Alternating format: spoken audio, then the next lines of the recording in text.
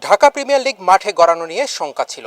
তামিম ইকবালের নেতৃত্বাধীন ad hoc committee দায়িত্ব নেয়ার ৪৮ ঘন্টার মধ্যে ক্লাবগুলোর সাথে মিটিং করে সিদ্ধান্ত নিয়েছে ডিপিএল আবারও মাঠে ফেরানোর। ২ দিন বিরতির পর ক্লাবগুলোর সাথে আবারও বসেছিলেন তামিম ইকবাল খান, সাথে ছিল টুর্নামেন্ট কমিটির চেয়ারম্যান মিনহাজুল আবেদিন নান্নু।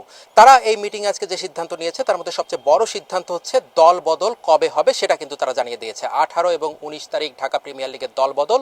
সিসিডিএমে সকাল ১১টা থেকে ৫টা পর্যন্ত চলবে এই দল বদল। এরপরই ১২টা দল নিয়ে প্রতিবারের মতো এবারও ঢাকা প্রিমিয়ার লিগের ম্যাচগুলো মাঠে গড়াবে। তবে এবার কিছু নতুনত্ব আসছে। প্রতিবার ভেন্যুর সংখ্যা কম ছিল, এবার কিন্তু ভেন্যুর সংখ্যা বাড়ানো হয়েছে। প্রাথমিকভাবে একটা পরিকল্পনা করা হয়েছে ৬টা ভেন্যুতে হবে ঢাকা প্রিমিয়ার লিগ। যেহেতু লিগ এবার দেরি করে শুরু হচ্ছে, হাতে সময় কম, তাড়াতাড়ি শেষ করতে হবে। একদিন যদি ৬টা ম্যাচে খেলা হয় তাহলে কিন্তু একটা করে পর্ব একদিনেই উঠে যাবে। সেই বিষয়টার দিকে লক্ষ্য রেখেই কিন্তু ৬টা ভেন্যুতে ম্যাচ আয়োজনের পরিকল্পনা করা হয়েছে। এছাড়াও ক্লাবগুলোর যে পার্টিসিপেট মানি সেটা কিন্তু বাড়ানো হয়েছে, ২৫ লাখ করা হয়েছে। যে ১২টা দল খেলবে তারা সবাই ২৫ লাখ টাকা করে পাবে। তো এখন দল বদলের ঘোষণার খবর পেয়ে ক্রিকেটাররা কিন্তু খুশি হয়েছে। ঢাকা প্রিমিয়ার লিগ ক্রিকেটারদের রুটি রুজি সেটা কিন্তু বন্ধ হয়েছিল, মাঠে গড়াবে কি গড়াবে না সেটা নিয়েও একটা শঙ্কা ছিল।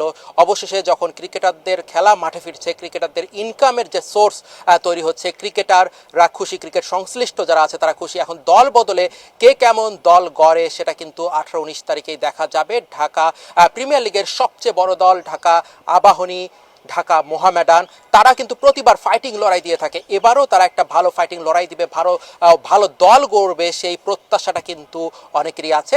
শেষমেশ কেমন দল হবে, কোন দল যে ১২টা